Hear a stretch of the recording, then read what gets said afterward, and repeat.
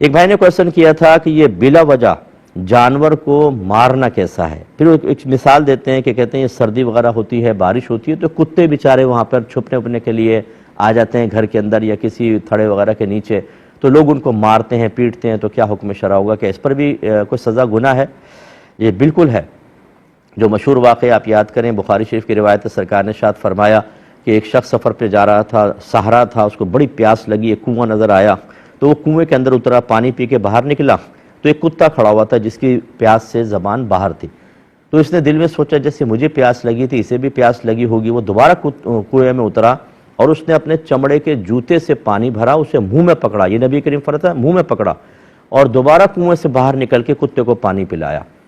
تو اللہ تبارک و تعالی نے اس شخص کی بخشش فرما دی۔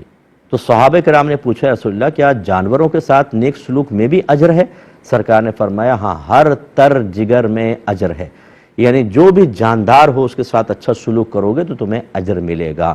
اس کا مطلب یہ ہوا کہ جانور کے ساتھ اچھا سلوک میں اجر ہے،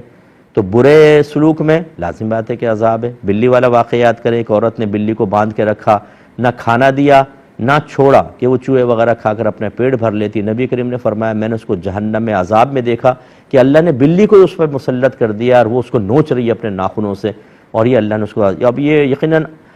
عذاب قبر بھی ہو سکتا ہے، میرا یہ گمان ہے، اور یا پھر جہنم کا سرکار کو دکھایا گیا کہ مستقبل میں اس کے ساتھ ایسا ہوگا، لیکن سرکار نے یہی فرمایا کہ بلی اس پہ مسلط کر دی گئی، اس کا مطلب یہ عذاب قبر اور پھر جہنم میں بھی ہو سکتا ہے یہی عذاب ہو۔ تو جانوروں کو ستانے میں بھی عذاب ہے۔